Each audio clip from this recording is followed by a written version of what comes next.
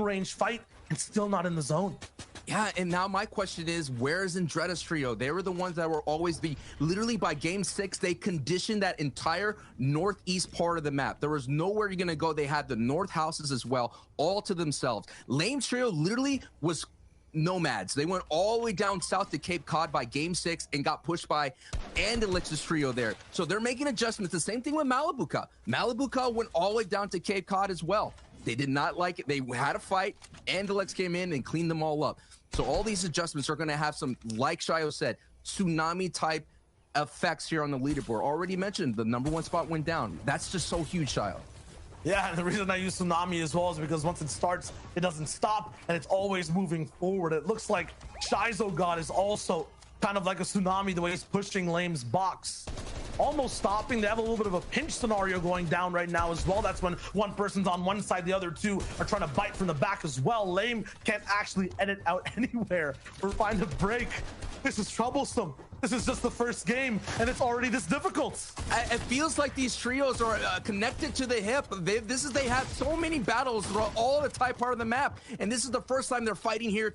It's unbelievable to see these two trios who are getting up, scrappy up the leaderboard, fight here. And considering last time they fought, they're at Cape Cod.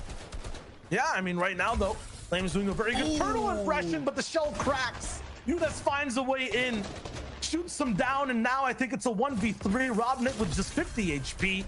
Not sure if it's going to be possible. He runs into the storm. He gets sent back to the lobby. Shizogod, flawless eliminations right there. Actually, no, I think they lost one team member, but they'll find a reboot van and they'll be right back in the game. This is what we're talking about. Day 2 here of the FNCS. Man, so many people want this. Last season, we saw some major adjustments. Thomas HD and Flickin' Anas, Mongo Mitro and Taysom were literally running away with everything. They were putting up some big time point performance. And Thomas HD and Flickin' Anas said, that's enough. We're going to go ahead and land Stark Industries. And they basically vaulted themselves. They had a big pop-off performance that kicked them up into the day. With the damage output like Thomas HG, who leads day 1 with 19 elims, that kind of firepower, landing at that power position last season was a huge thing. So that's why you're seeing teams make these kind of major adjustments, because a big pop-off performance can essentially net you thousands of dollars, and in some cases, hundreds of thousands of dollars. Absolutely. And remember these 4 letters as well, because he's been against Thomas HD, EGRM, or Egram, like we like to call him right here. He's going to be going for a quick fight over at the desert. Not inside zone just yet. Mawaka's going to be the last one alive here from Light and Mr. J. These guys all land on the top left side of the map, so they're all finally clashing. Their roadways intersecting here as they try to make it towards the zone.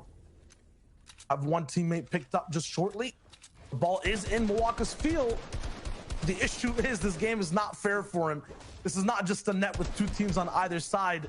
It's just 1 man versus basically 3, and you can't win that fight.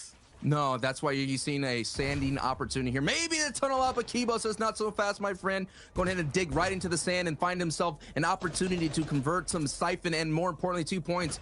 Igram's trio is turning around their fate here, and with another nice, successful wipe right there as we have some battles. But, man, Mr. J's trio, who started off the day 1 with 0 points and ended the day with 0 points, looks like so far that momentum has carried over into day 2. But they've been really consistent other than that, finishing in the top 10. No doubt they have it in them to be consistent, but Shayo, this is literally a new slate of play. The meta has changed here in day 2. Yeah, and I'm like, right, you're talking about last season's FNCS in general. Now there's no more power in the POIs. As we mentioned yesterday, the power is in the players, the strategies they have. Harpoon, box dive invasions. That's what Aware's trying for. Unfortunately, it doesn't work. What did we see before? We left Lazy Lake with 2 teams. Look at the mini-map now. We've got the entire Fortnite community sharing 3 buildings. And Levin must have some telepathic abilities, because he said that people will be fighting for center. So no longer people are perched on the edge trying to look for storm surge tags. They're using their mechanics up in business. Look at that. So many trios in Lazy Lake dead center. Now we're going to see who's going to rotate to the 3rd zone here to center and set that up. Expect Pablo's trio, expect Trulik's trio, but I do expect many, many more, because when they do in heats, they were successful. Like CRR found a lot of success going center early. It also kind of looks like 2 different gravity fields happening on the map. One pulling everyone into Lazy Lake. And if you remember that map image, another one pushing everyone to the outside portions of the circle. You don't want to use extra mats to move in. Materials so important to play the end game. You need them for defense and offense. And now we talked about Storm Surge. That purple lightning is striking anyone who's playing too passive and hasn't done damage right now. You have to be careful and stay above the threshold. benjyfishg's team is 195 damage above. That's a very comfortable space. Still, you'll have to hunt for more tags. You can see it dropping down all the way down to 165 already. And now you're seeing that they were able to get some Storm Surge with Amplify having an elim here. Now you're seeing the points there, that little 2 gold point. That is for the day. We will have a cumulative leaderboards going forward. Absolutely. So they already got one full elimination on Amplify's side.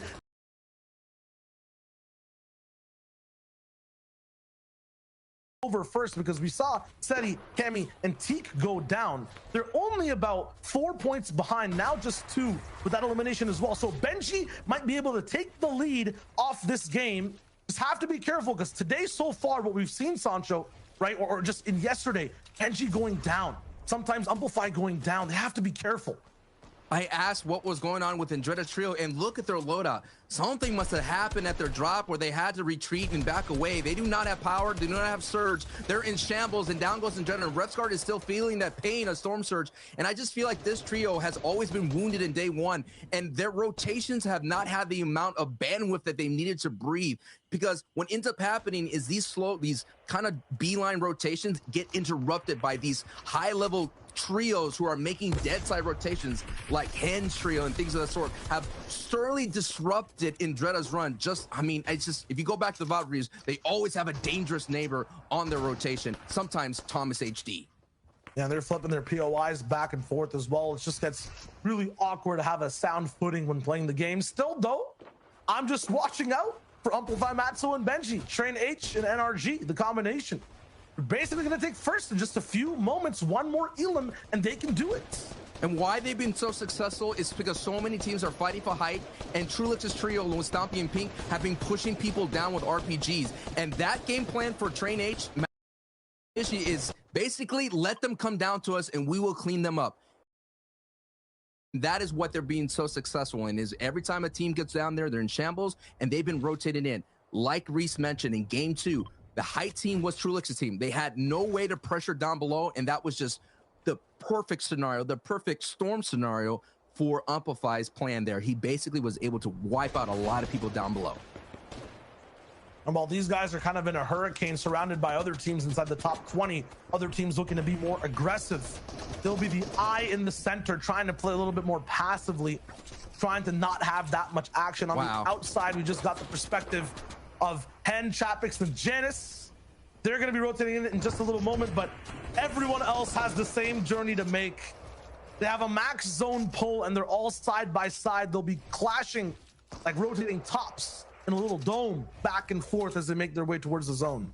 It's so fascinating to see. Everyone was talking about I getting max pulls and max pulls. Well, because everyone's fighting style is the same. Everyone's comfortable fighting on edge, going for Storm Surge tags on the backside of Storm for late rotations. Now, because of these storms are kind of pushing so far to the coastline or to the center, you're having a lot of people on that line. And then everybody's, because they're not moving towards center, of course you're going to get max rotational pulls. And it's going to be so dangerous. The 5th zone, things of that sort, are always going to be so dangerous because you're always on the edge. We all know center priority will get you those short rotations. And man, Refsguard, he's going to have to clutch up here as a solo. It looks so sad. He's so lonely. Where's his team? They got to focus on Surge next game, man. I don't like seeing my man by himself so alone. He'll figure it out. Props though to stay alive till that point. No shield. Oh yeah. Maybe he can make it through. If you see the numbers on the top left of your screen, 58 players alive, 22 trios still left in the lobby. Once that number of trios hits 17, that's where those big placement points start getting handed out as well. Right now, Benji, Amplify, Matzo in the best position in this entire base right now. They're from the bottom side, just beaming up, clawing up towards these upper boxes, trying to drop down anyone, get more elims and more loot. Now we're seeing the teams. We've seen Chapix go down the Thomas HD trio. You're seeing that team, Hen and Thomas HD, they're together. They're that neighbor rotation sitting right there. They know exactly that the dead side's valuable, so that's why they're on the north side having this battle. And anyone that invested in the center down in Retail Row, hey, you got to come on back, brother, and come on down to this congested area in Zone 5. It's the half in and half out, half in the safe zone, half in the storm side, and so many people are already dead center here. And Refsguard, holding on as much as possible, just falls right before the placements were almost being doled out. Tough ride right there, but this is what I'm talking about. Janus, Hen, and Chapix. Now Chapix is back to his feet here. 2 elims so far for Hen. Now they're going to have to make this rotation, but I'm thinking because so many people are already there, they're not going to have an opportunity to hit Janus and Hen and Chapix. This is going to be a very decent rotation, long as someone doesn't turn and hit them, as they do take some tags here. Always going to be a box watching. You can never assume things get to happen for free, but it's fun to believe. They finally get in, though. This is pretty much for free. It was just one big pot that basically allowed them to make this rotation. But I'm not talking about rotation. I'm talking about overtaking the whole server. Look at Thomas HD. I think he just ate a snipe, but it doesn't matter. These guys have position. And Sancho, when we see this team up top, do they ever drop down? No, the only time they drop down is the Trulix's RPG comes in. Sometimes you see someone retake height near that 8th zone, but these are the kind of players that know how to execute really well. Now, they're in danger there as you see Blackie. Blackie is a little bit higher. Now, what's going to happen is the zone pulls towards Anas. You're going to expect Blackie to basically kind of leapfrog right on top of them. One bouncer, boom, and they have height. So it's up to Anas, Flick, and Thomas HD to essentially beam Blackie's trio out of the air if that happens here at the first moving zone. My bad for calling that early. Was sitting slightly very low in my chair, so I didn't get to look too high for Blackie's trio. They've invested so much for this. Who gets it, though? No one gets it. Everyone has to move. Okay, everyone has to move, so that bouncer play, that leapfrog is not an option, but they still bouncer essentially all the way to the front of the zone if they want it. But expect that team who is at height right now, Blackie's trio, who's above Noah's, is to basically wait just a little bit longer for someone else to establish a point. Then they'll go and kind of cap right on top of them. But it looks like Erican's going to elect to, he's going to stretch that out a little bit. He's going to stretch that tarp a little bit to give him a little bit more airspace, so to speak, to go over. Oh my, Anas, Flick, and Thomas, they'll get into a fight as the zone starts to move. That's one of the top 5 trios in trouble right now. Vidil's there. Blackie, they roll in. Vidil, Noah Riley are following right behind. They can jump right on top. A mid-air RPG. Okay. Noah Riley, you're too dynamic. He doesn't actually get too much off of it, but now that high ground team knows what they have in store. They're still going to push forward straight towards the top. You and Blackie and DKS still hold it down. Another RPG comes in, does not drop them. Noah Riley with a big bouncer, but he gets beamed low on HP. Vidil falls all the way down as well, and now Noah's left in a 1v3. Man, the battle for height is going to leave both of these competitors wounded. Noah with the RPG now down to 1 HP. Can he hold on? And I think he's going to go for like a last second RPG play. No mats. He does get some bridge release reasons right there. Oh no, he goes down. So now it's up to Vidil and Reason to carry the torch, but there's no RPG at play at height, Child. Yeah, so they got height at a big cost. Janus and Hen as well. Lose Chapix, but this is not bad. This is according to plan. Almost every game, we see this trio operating as just a duo. It's any one of the 2 players, they just end up popping off. I'm not sure why. They have these weights basically attached to their legs to slow them down, but I guess their kicks hit harder. Let's see what they got all the way in the middle of these boxes. It's basically 2 solo superstars, essentially. They could be apart. They don't need to be together, but they will get necessary, crucial buckets when they need it most. And there is more duos still alive in the lobby following suit. It's Reason and Vidil up top, Flick, and I believe Thomas down below as well, who are lost with, Anas not being alive. We'll see how these guys can hold it out against trios all around the server as well. Flecking's trio, all alive looking for shots right now. Malibuka's there too. Benji's fishing in the same box as Anas. He's trying to play a little bit of defense. Amplify went down. Flick and Anas right beside each other. They're looking for the shots real quick. Anas, low HP on the bottom right of your screen. Another player right in front of him, that's Snazy. He can't touch the storm at all. It's gonna take him out. He finds a way to stay low, but it's not possible. He gets deleted.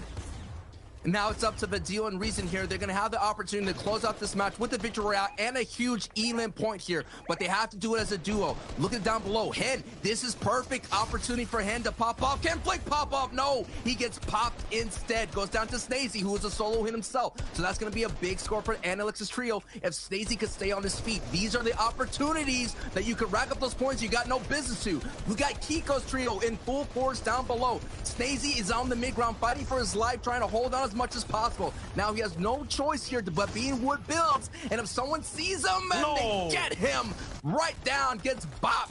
Hen has an opportunity now to kind of hold on, but I think Reason sees him, and Reason's gonna push down below. Janus went down too, so one of the biggest threats not available. It's basically almost a full game of solo for Hen, but a full trio alive down below. So 3v2 v1. In out, he can make a miracle happen here in this game. Still 10 elims though for the high ground Miracle trio. gone. High ground 2, the miracle. It's absolutely stopped in his path. Kiko takes a big shot straight to the face. They still have control of low ground. One of the best places to be inside the 9th zone in an end game. Reason and Vadil might have to just drop down into that box. Kiko going for the med kit play. He's trying to go for a mini heal off, so he has enough HP to go for the fight here. Reason and Vadil up top can't actually puncture any builds down below. It's all brick and metal. They'll have this impasse still here for the final seconds. This will be whoever wins this will be the second victory out here in these finals. Okay, we'll see exactly what ends up dropping down here in just a second. Still kind of a stalemate between both sides. The dual Reason trying to just puncture these boxes more with shots, with a little bit of piece control, but it's not possible. Reason drops down from the right side, gets Kiko. He gets traded. I think it's a 1v2 now. No, it might just be a 1v1 Slender versus Vadil. Okay, let's see what we got. Big bouncer, big shot, 100, followed by more. Vadil is insane, and he doesn't lose those. Holy 13 elims and the big time tracking to get that big shot.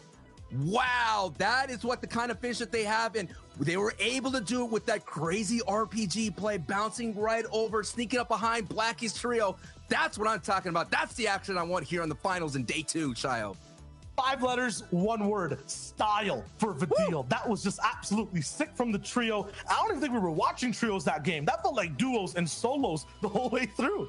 It did, man. There was so much chaos, so much action, and hey, we could only keep up with what we can. We are gonna need the help of the analysts to break it down more. Let's kick it to Zeke.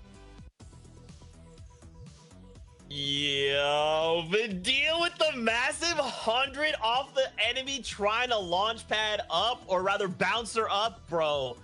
We were just losing our minds, dude. What an incredible start here on the second day of finals. You know you have 6 games ahead of you. You know you're wanting to come out in first. And what better way than to drop 13 eliminations and a VR in game number 1? Incredible. And you know, one of the things that I think we kind of missed a little bit there was when Resin dropped down behind them at the end, he actually managed to pick up 2 of them, not just 1. Yeah. He managed to pick up 2 of them, making it that 1v1 situation at the end. And man, we kind of talked about this a little bit yesterday when we were looking at the other victory royale that this team had. Aim, mechanics. Like, these guys are winning in those 1v1 situations, and it's clearly proving here today.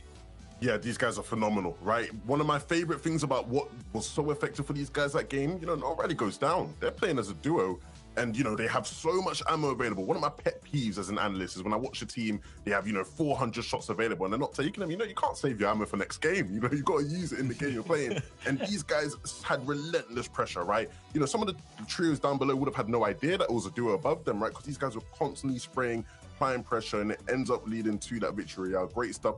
Also, congrats to my Portuguese Magnificos, man. Slender and them, great stuff. They picked up a victory royale yesterday. They pick up a victory royale to start off, or not a victory royale, they get second to start off today. So good stuff from those guys as well. Yeah, and you don't even need the VR necessarily, right? Obviously, picking up that additional 5 points that separates first and second is going to kind of give you a little bit of a buffer. But yeah, I mean, there's just so much action, and it's so interesting to kind of come into the first day, because you can tell a lot of these trios are thinking like, okay, we can't make a mistake. If we do anything wrong here, it's going to cost us a lot. And we see a lot of these teams, even halfway through Reese, we're kind of watching it back. You're like, dude, this is so congested. There's so many trios that are just not wanting to move. Yeah, and you know, that's kind of what happens, unfortunately, when you have these far side zones. And, you know, looking at some of how these top teams coming into the day kind of took part of that. You know, we saw Cammy's team, Sei and Teak, actually be the first trio to go out in the first game, unfortunately. And, this is what's happened. Teams are adapting. And we saw kind of at this point, Cammy split, very, very split, as the name suggests. These guys aren't landing close together, and teams are capitalizing. We saw Advise's team actually triple land on the Slurp Truck near Coliseum and instantly push into Cammy. They know where he's dropping, and that's an easy elimination. They ended up picking up both eliminations at that point, but unfortunately, both teams ended up going down. So for our first team coming into the game, didn't actually end up playing too well. Yeah, from first place yesterday to being the first to go down, it's not a great start. Taking a look here, though, Hen, Chapix, Janus, these guys did have a decent game, right, to kick things off.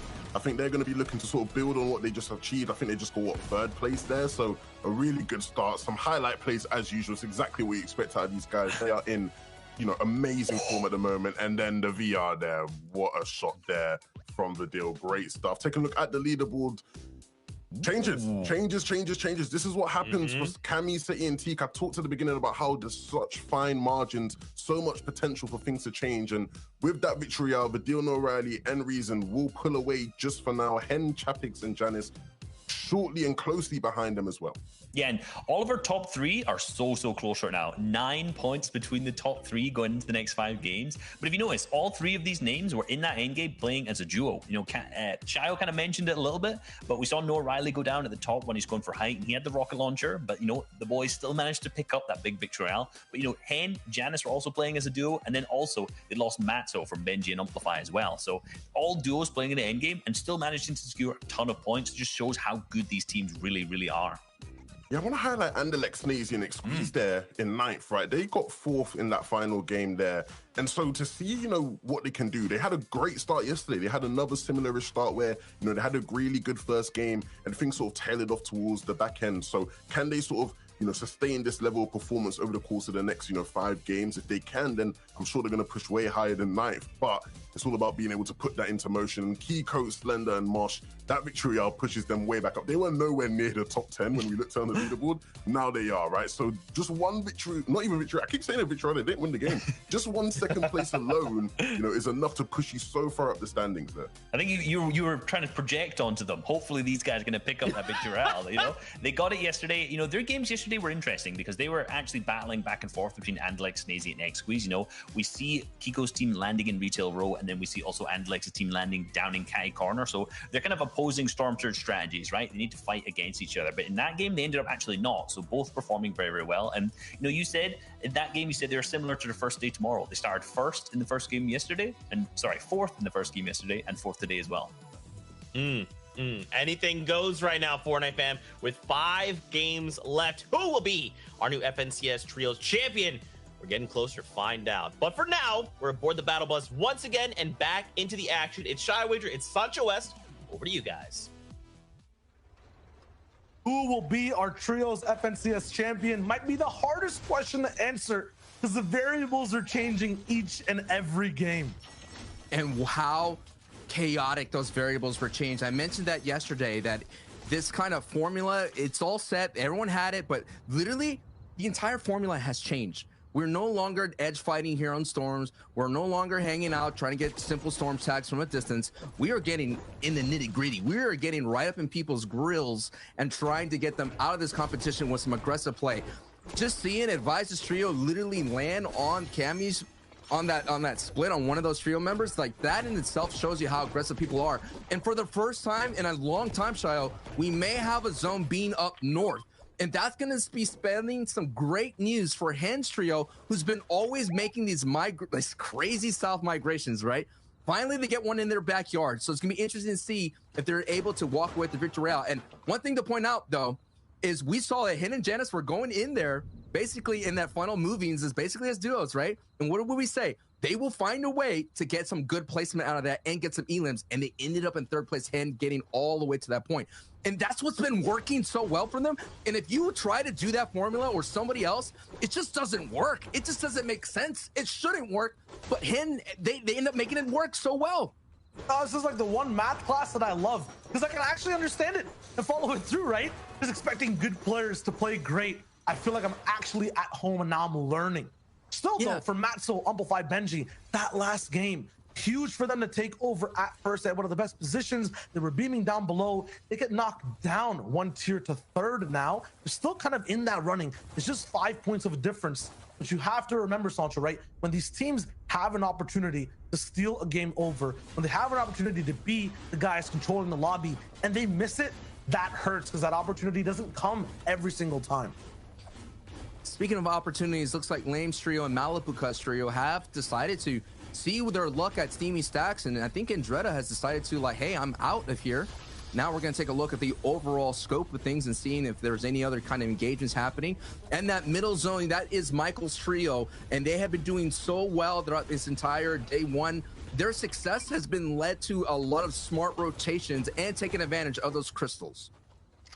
Absolutely. Those crystals letting you just jump back and forth. The 0-point crystals, of course, have so much more flexibility.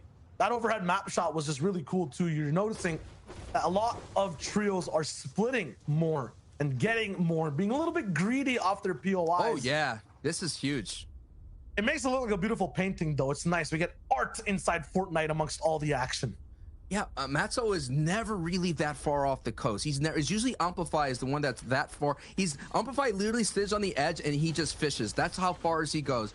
Because you have Paco's team kind of landing in that logjam, but we all been knowing that Paco has been going all the way to center as fast as possible. Those kind of teams that play for center, they're usually there 5 to 6 minutes. It's the teams like Benji, Hen's teams, and Vidil's teams.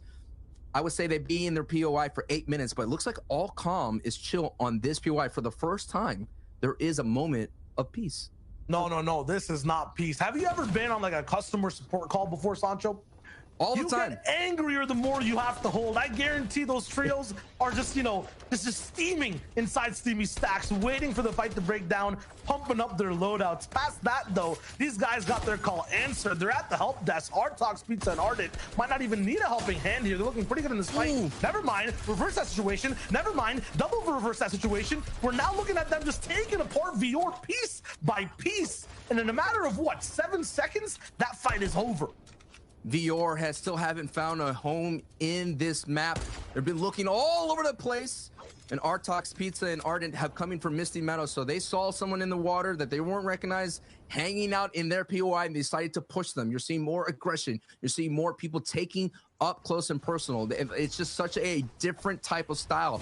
Now, Julix and Charentos, they were landing out there in the Colossal Coliseum in day one. They moved to Pleasant Park at the end of the day. They found some success. There was multiple trios here, but right now they basically pushed out Advisor's Trio. And Advisor's Trio, like they mentioned, went all the way down towards the harass the Cammy split.